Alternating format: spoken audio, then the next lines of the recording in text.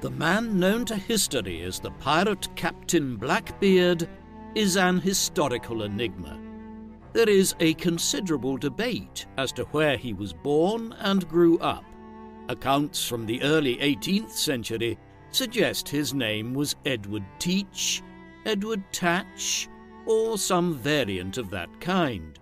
Yet even this information is not reliable, as those who engaged in piracy in early modern times often adopted pseudonyms for legal reasons and to ensure no social stigma was attached to their more law-abiding relatives.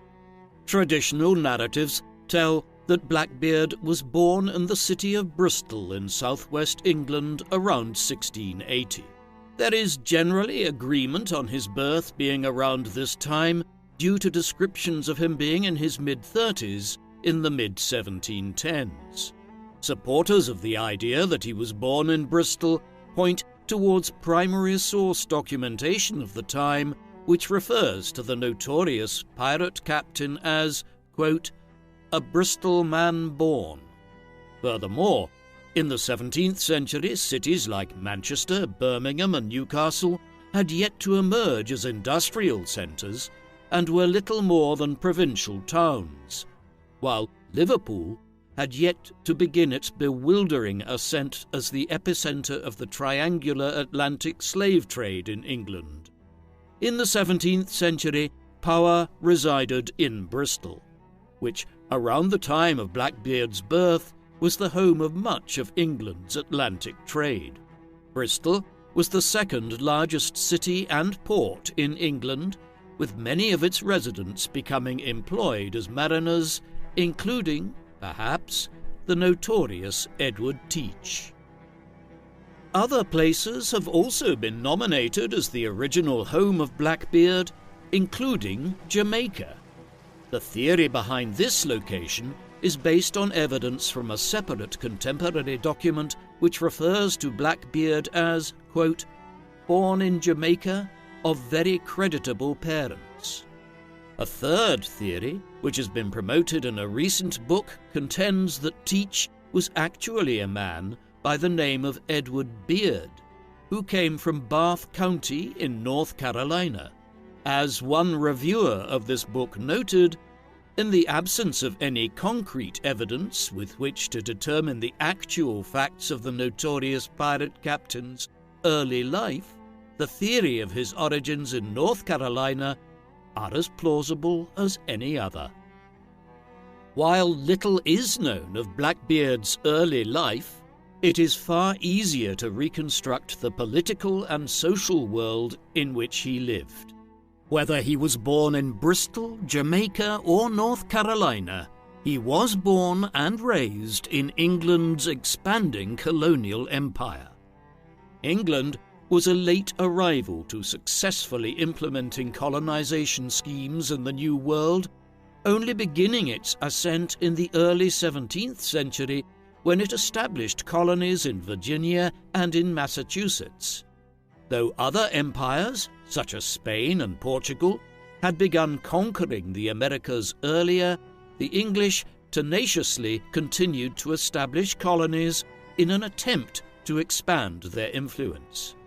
By the 1630s, English colonies had been established on some of the small islands of the Caribbean and West Indies, such as Nevis, St. Kitts, Bermuda, and Barbados. In the mid-1650s, Jamaica was wrested from Spain in a military expedition which Oliver Cromwell, the Lord Protector of the English Commonwealth, termed the Western Design.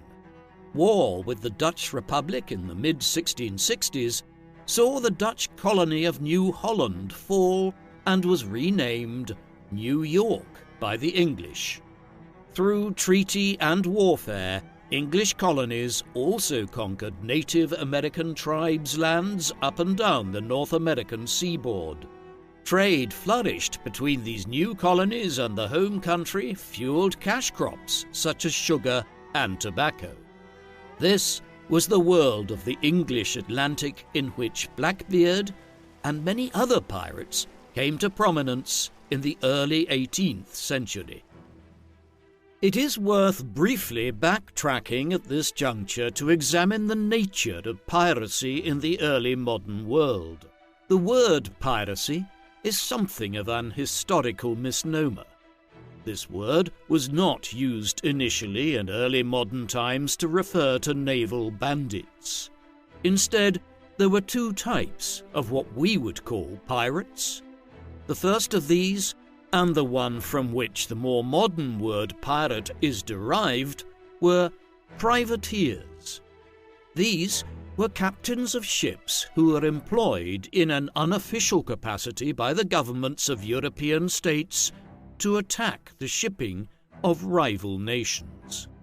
They were given letters of marque, or permission, from rulers. However, if anyone asked too many questions, they were acting in a private capacity, hence the name privateers. The benefits of this arrangement allowed monarchs like Queen Elizabeth I of England to employ privateers like Sir Francis Drake to attack Spanish shipping in the Caribbean in the 1570s and 1580s, while England was at peace with Spain without her government being directly complicit in attacking the shipping of another country. For the privateers, the occupation ensured government protection and even national fame, whereas later pirates were forever on the run from the governments of every nation.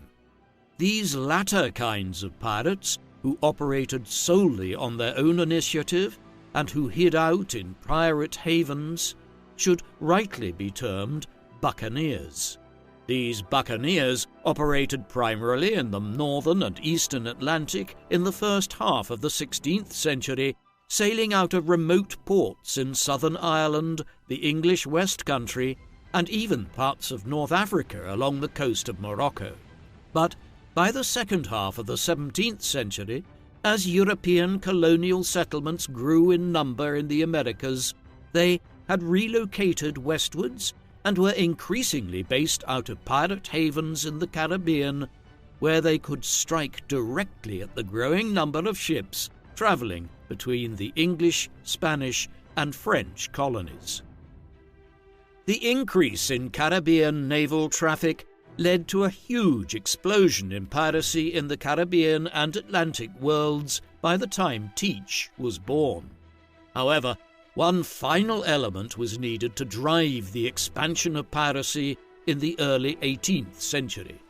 In November 1700, King Charles II of Spain died without a clear heir.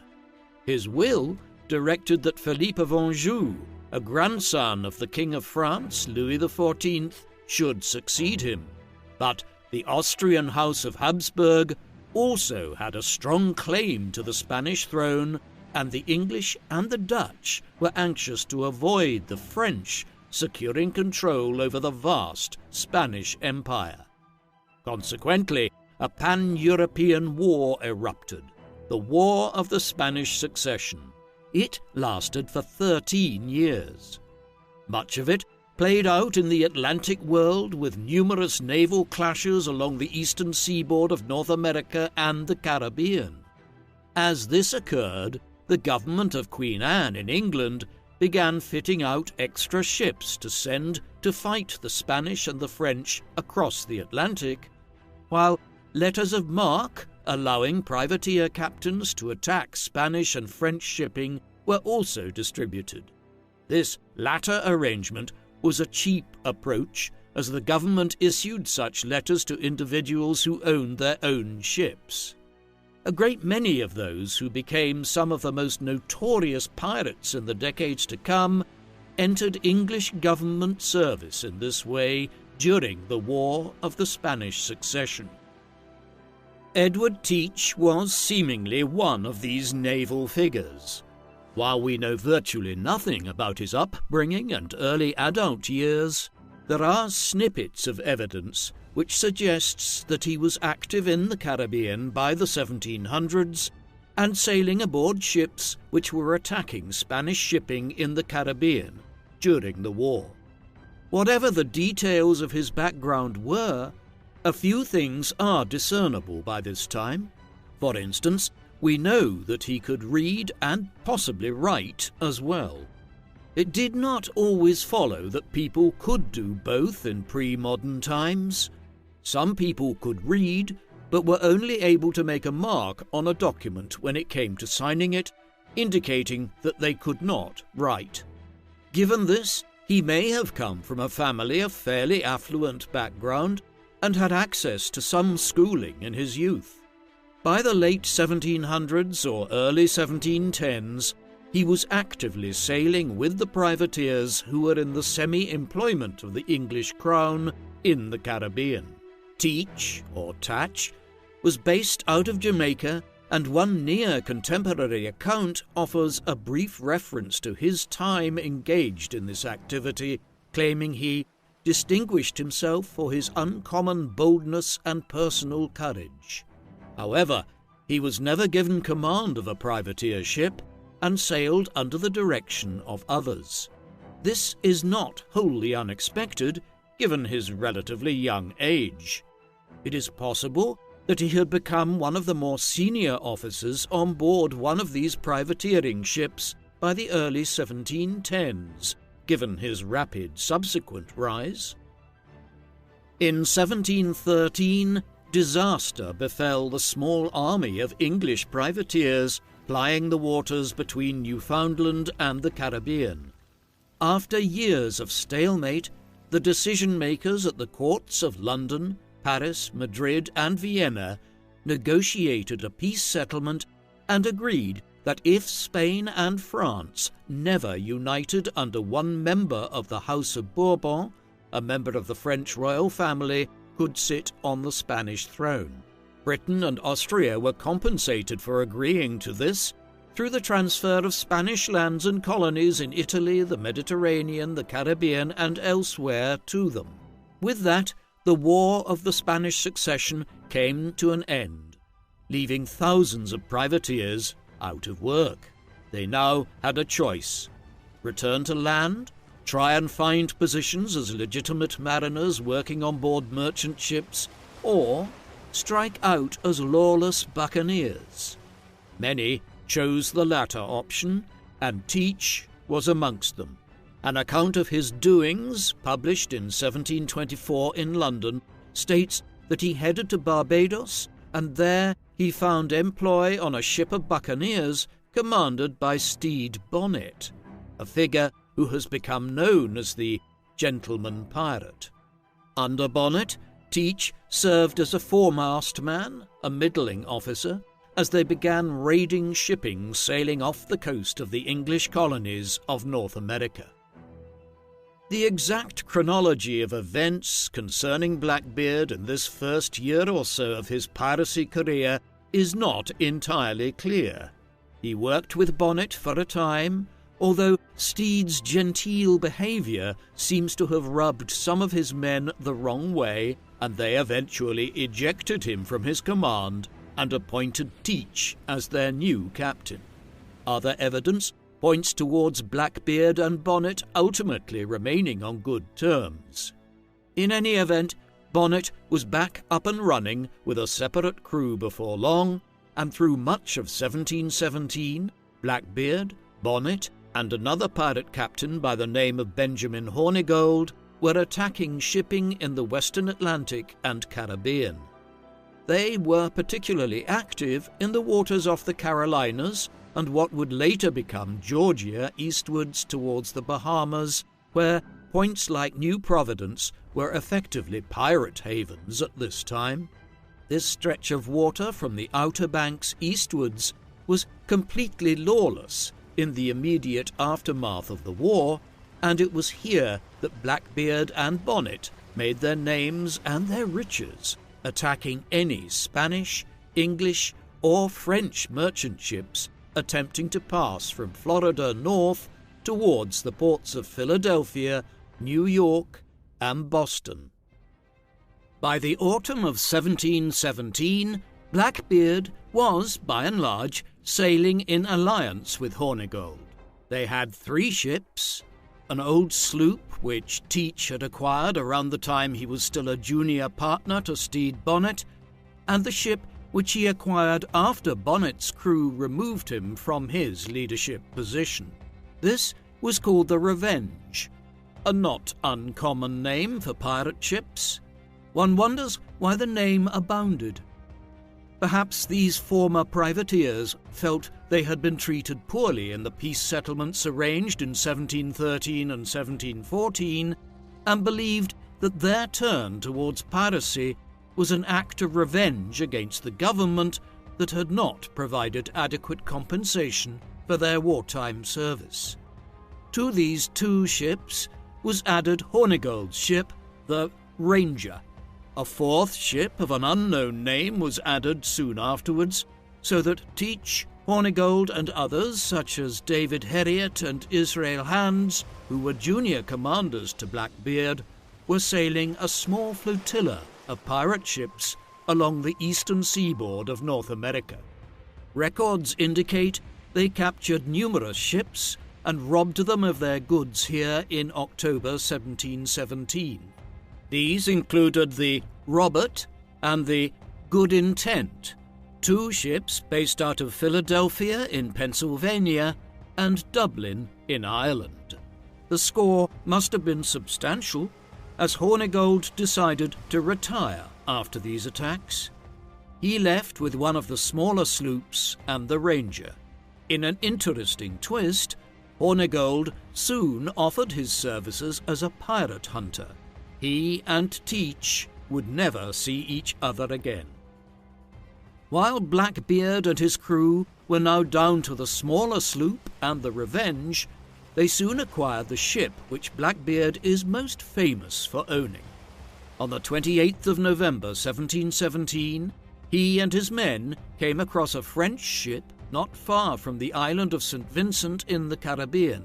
This was a Guineaman, the colloquial name for a slave ship, due to how these vessels generally plied their trade along the Guinea coast of Western Africa before transporting their human cargo to the Americas. The ship was named La Concorde, though it had earlier been an English ship before being captured by the French during the previous war. Teach and his crew fired off several broadside shots of cannon, and the French quickly surrendered. Running to over 31 meters in length, with a complement of 40 cannons and able to hold a crew of 200 or more pirates, La Concorde was a bigger ship than any Teach had captained before. He thus made it his flagship and renamed it the Queen Anne's Revenge. Again, naming the boat after Queen Anne, who had died in 1714, right around the time the war ended, and former privateers like Teach decided to become buccaneers, suggests a pining for the days when they believed they had been well treated by the English government. Exactly what was done with the slaves is unclear. Some may have been marooned with the French crew of La Concorde, though it is also plausible that Teach recruited some of them as pirates who joined his crew. With his new flagship and his other two vessels, Blackbeard continued to raid in the Caribbean and along the shores of the English colonies through the winter of 1717 and into the spring of 1718. One of his most infamous prizes was the Great Allen, a large merchant ship which was seized near St. Vincent within days of the capture of the Queen Anne's Revenge. The sacking of this ship, stranding of its crew on shore, and then burning of it was reported as far afield as New England, where the Boston Newsletter noted that Teach had 3 ships under his command and at least 150 pirates, though other accounts suggest that the numbers in his pirate crew had swelled to well over 300 by that time. It was the first of half a dozen valuable prizes which Blackbeard and his crew captured that winter around the Caribbean. The captain of one of these, Henry Bostock, provided one of the most extensive and reliable accounts of Blackbeard when he was deposed by the governor of the island colony of St. Christopher shortly after his return. He noted Teach as being very tall and thin and possessed of an immense black beard. At that juncture, Bostock believed that they intended to winter on the island of Hispaniola with a view to trying to intercept one of the Spanish treasure ships which still sailed from the Americas to Europe every year with the now admittedly thin supply of silver and gold from the mines of Mexico and Bolivia. In all of this, Blackbeard and his followers were operating within what was broadly termed the Alliance of Pirates. This had been in existence since the late 16th century, when it first emerged in the Atlantic world as buccaneers sought to profit at the expense of Spanish shipping crossing from its enormous empire in the Americas to Europe. The alliance involved loosely allied pirate crews who worked together to establish safe havens in ports in disparate locations. In the early 18th century, some of these were found in places like Bermuda and Jamaica, but others were much further afield in parts of Western Africa, while, for a time, Madagascar, off the coast of Southeast Africa, had become a major pirate haven where shipping from India and the East Indies to Europe could be intercepted. All of these pirate crews were seeking to steal anything they could. It was rare that chests full of gold or jewels would show up, contrary to Hollywood depictions of piracy. Instead, staple forms of loot were actually large consignments of products like sugar, cotton, tobacco, coffee, cocoa, dyes, and spices of various kinds, all of which were valuable and could fetch good profits if sold in the right location. One thing was also clear. These pirates almost certainly never buried their loot. They sold it for money, and then they spent the money.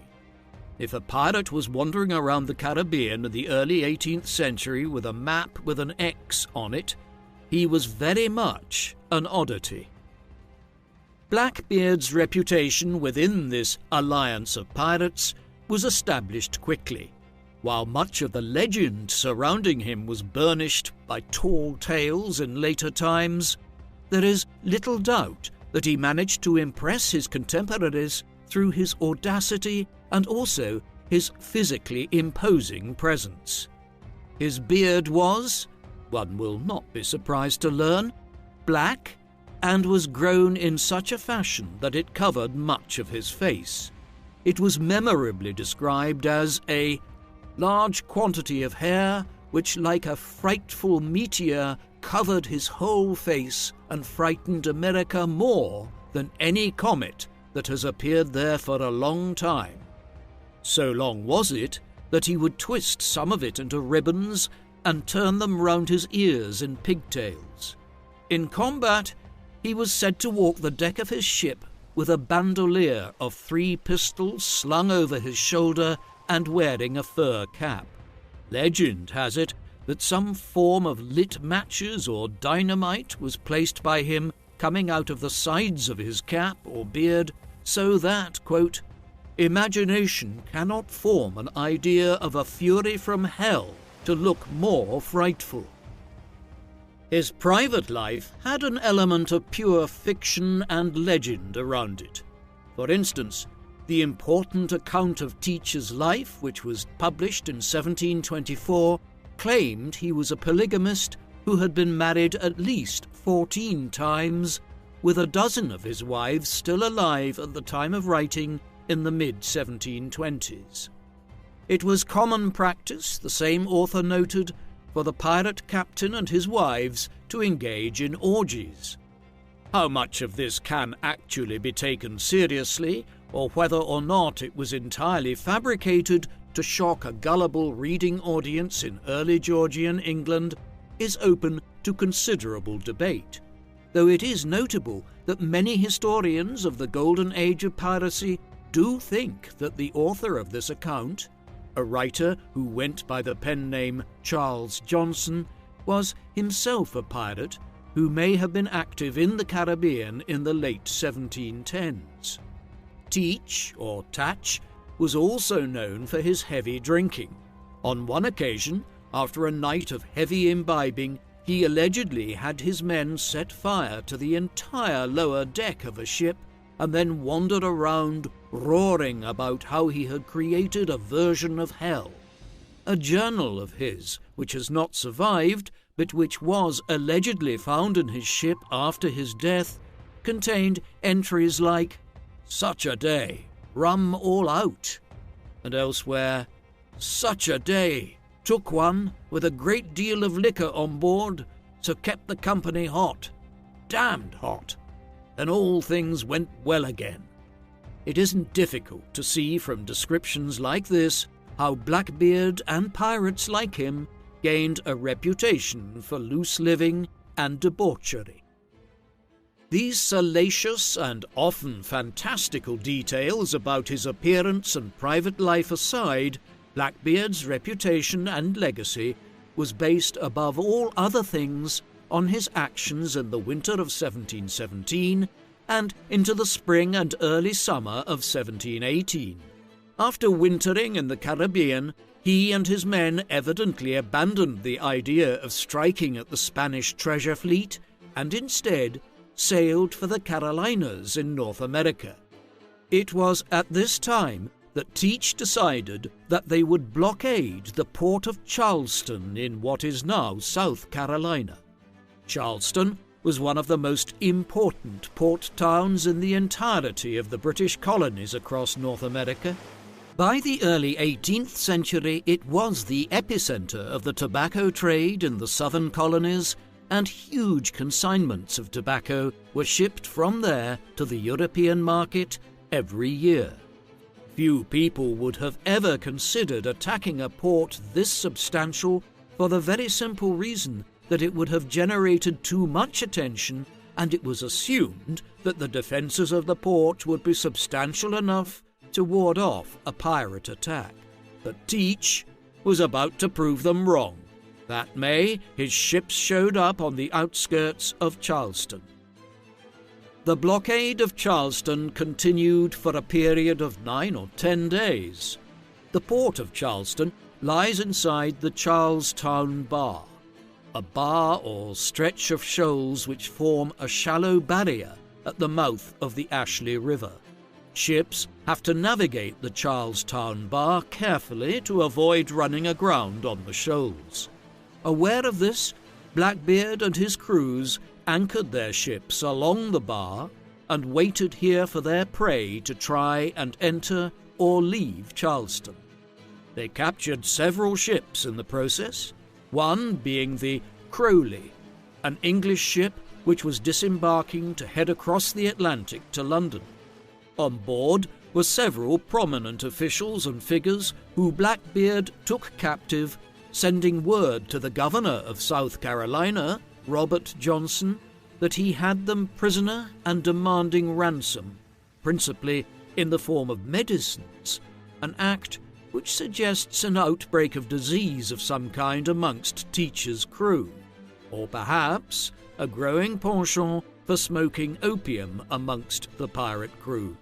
Whichever was the case, an arrangement was eventually worked out, and Blackbeard released his captives after depriving them of their valuables and receiving a ransom. He then decided it was best to make himself scarce before a flotilla of Royal Navy ships could be gathered to strike against him.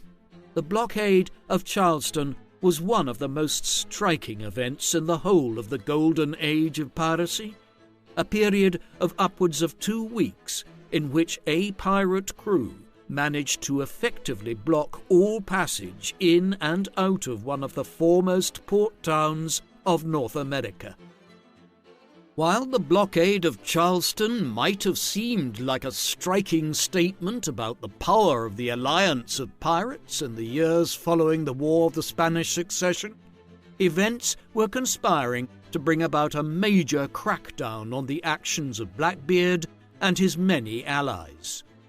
As early as 1715, the government of the new British monarch, King George I, who had arrived from Germany just weeks earlier to commence the rule of the House of Hanover, following Queen Anne's death, entered into a program of piracy suppression.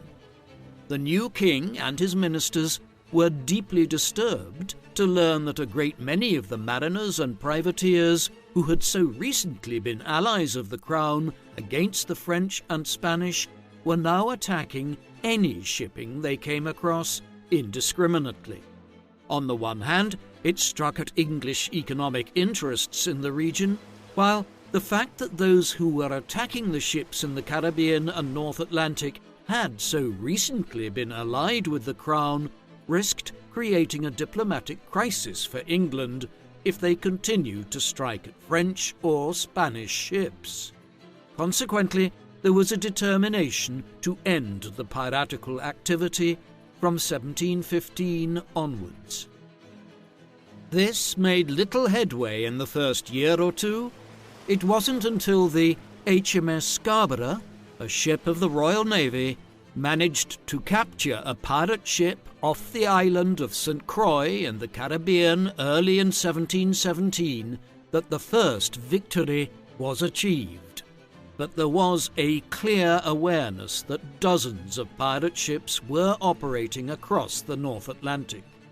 Many proposed a strategy of conciliation through which the pirate captains and their followers would be offered pardons and would be allowed to keep much of their ill-gotten gains if they agreed to cease their buccaneering activity. Realizing that it would be cheaper and swifter to take this approach, in September 1717, the government of George I issued the Proclamation for the Suppression of Pirates, or the Act of Grace, as it was more widely known.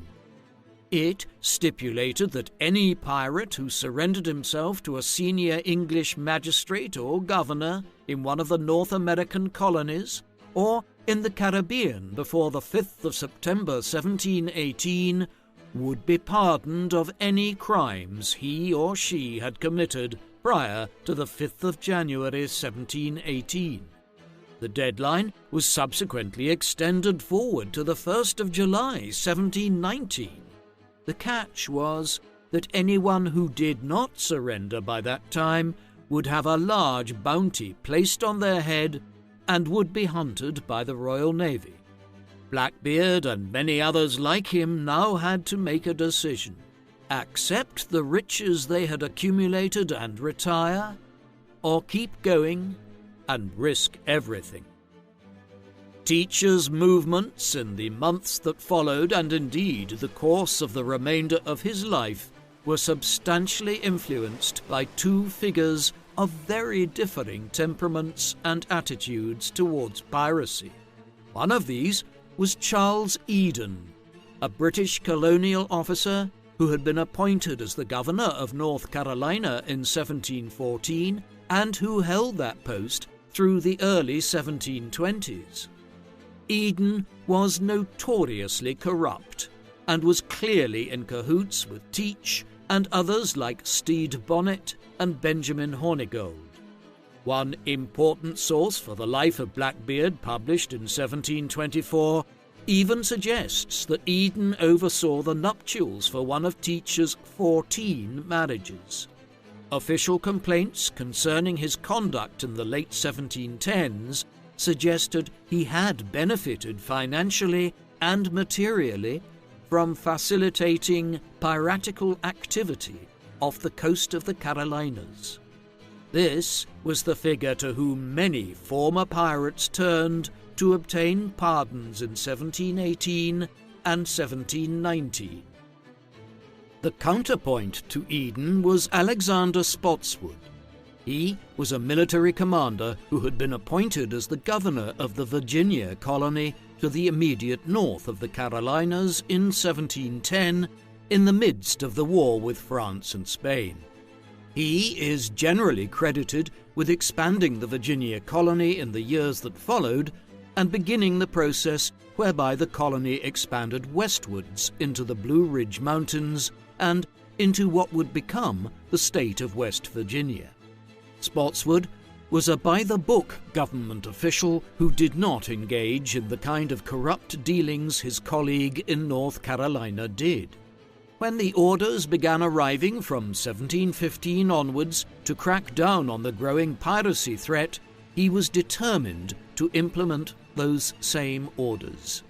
He took an uncompromising approach to Blackbeard and his allies in 1718, determining that he would prosecute them with all military and naval power he could muster if they refused to accept the generous pardon offer which had been extended to them by King George's government.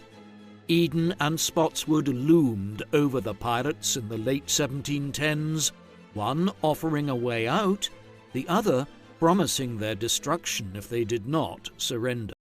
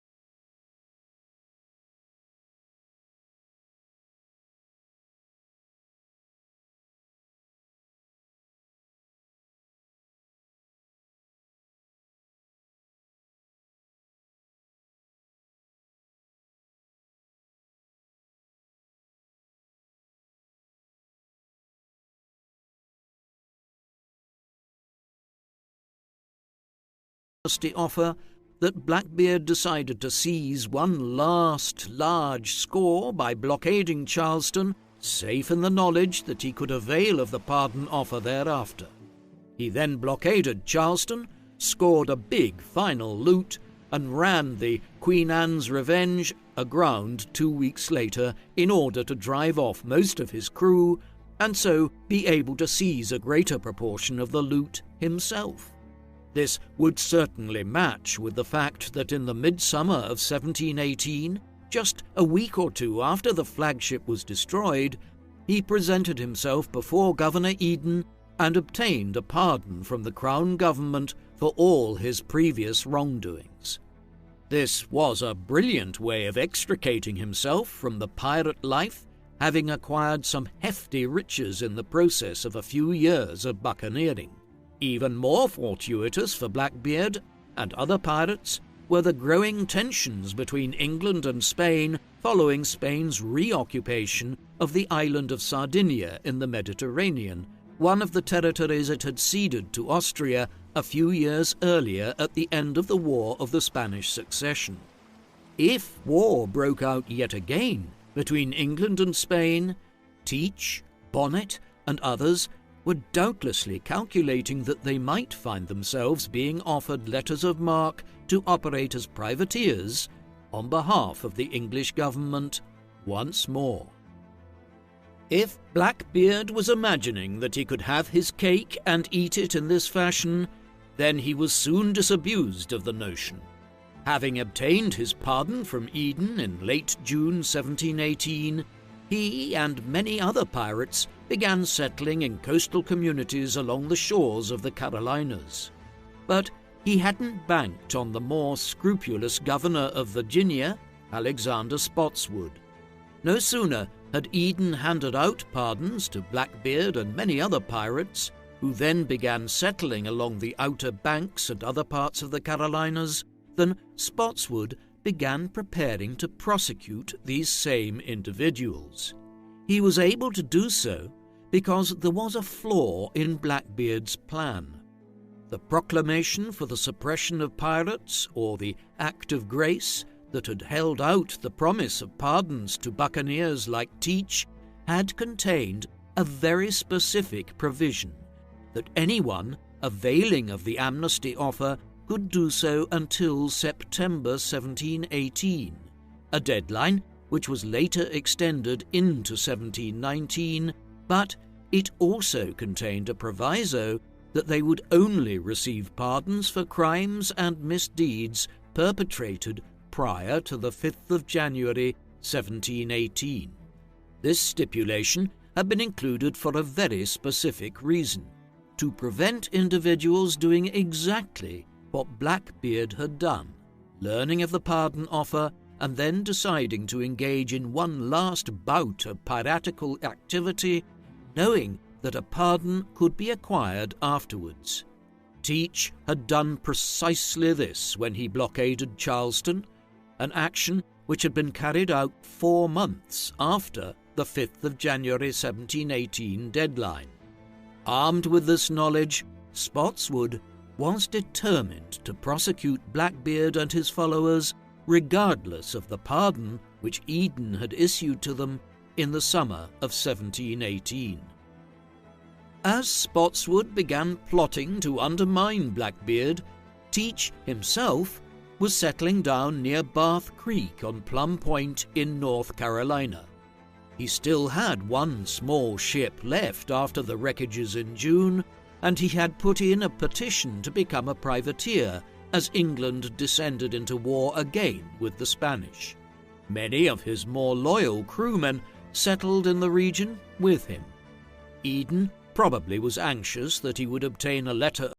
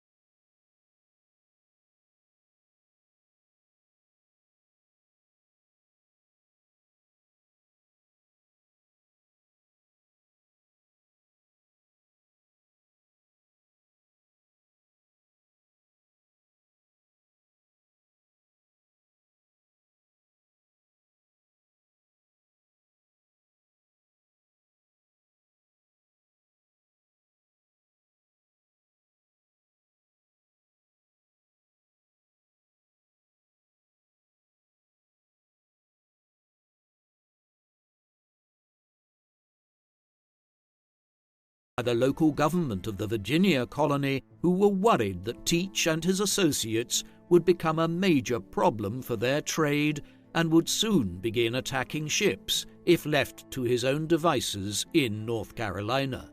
Thus, armed with dozens of cannons and incentives, Maynard and his men set out from Virginia on their 2 ships on the 17th of November, 1718. An extensive contemporary account of the events which followed was published in London in 1724 and provides an unusual level of detail concerning what would ultimately prove to be the final events of Teach's life. After 4 days of tiptoeing down the coast, Maynard and his men on the Ranger and the Jane arrived at Ocracoke Inlet on the Outer Banks near what is now called Cape Lookout. They had proceeded cautiously with the aim of not alerting Blackbeard or any of his followers to their arrival in North Carolina. Nevertheless, it appears that Teach was informed of their coming, and he may have been tipped off by the buccaneers' perennial friend, Governor Eden. As a result, before Maynard and his crews ever arrived in North Carolina, Teach had ordered his former crew members to begin making up his remaining ship, the small sloop, the Adventure, for them to either engage Maynard or else to try to slip away if he did arrive. They did not make a preemptive move to flee from the Outer Banks, as this was not the first warning they had received about a possible effort by Spotswood and the Virginians to capture him. Had he not had these previous false alarms, he might have been more alert to the potential threat. Instead, Teach and several of his crew were said to have spent the night before Maynard and his ships arrived to Ocracoke Inlet, drinking in a local tavern. Maynard and his men laid anchor at the mouth of the inlet on the evening of the 21st of November 1718.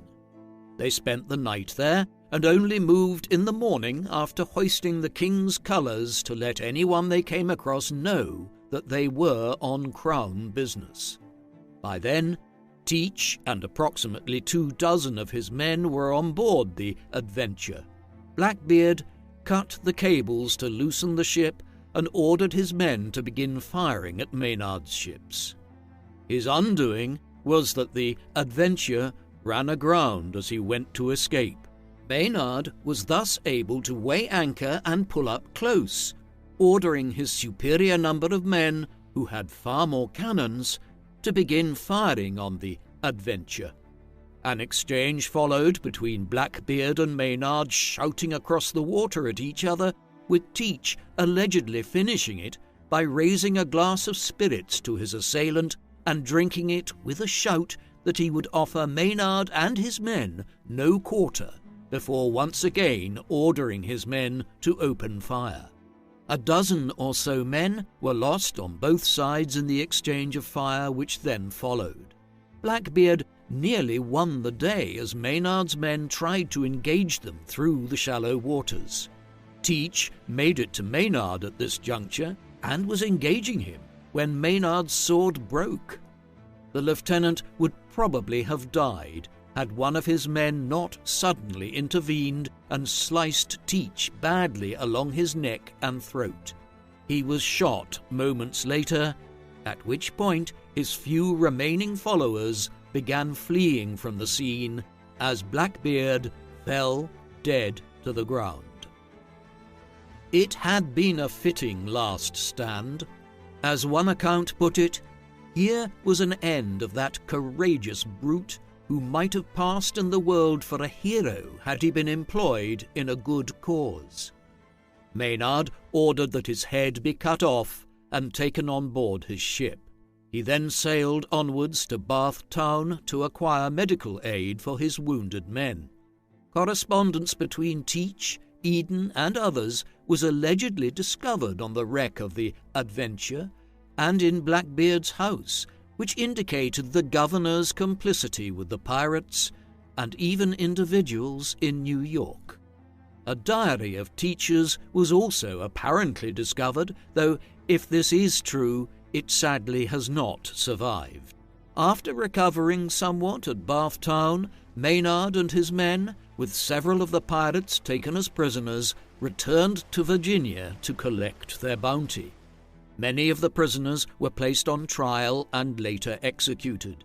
Blackbeard's head was set up on a spike at the entrance to the Chesapeake and the James River in Virginia as a warning to any other pirates tempted to ply their trade off the coast of this particular colony. News soon spread of the notorious pirate captain's demise, with the newspapers in New York and Boston reporting on the famed buccaneer's death on the 22nd of November by early December. Blackbeard was just the first of the great pirate captains who died as part of the brutal government crackdown in the late 1710s. 2 weeks before Teach was killed, his old accomplice, Stede Bonnet, had been captured and taken alive. He was given a perfunctory trial and sentenced to death. He was hanged in Charleston, the scene of Blackbeard's greatest triumph, on the 10th of December 1718. A few months later, Benjamin Hornigold, who had returned to the sea as a pirate hunter of sorts, was wrecked at sea during a hurricane and never seen again. In November 1720, another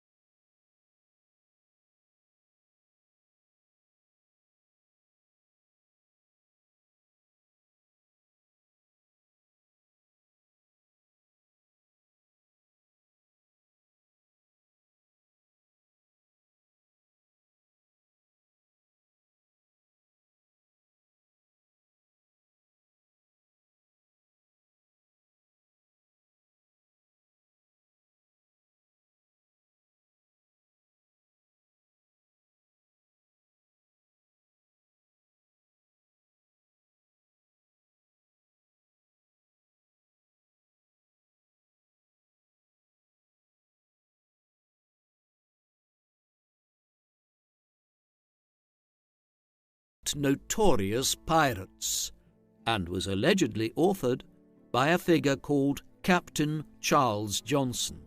No record exists of any captain sailing out of an English port under this name, and it is assumed that he was using a pen name or pseudonym, a fact which has led to much speculation as to who the author of the General History might have been.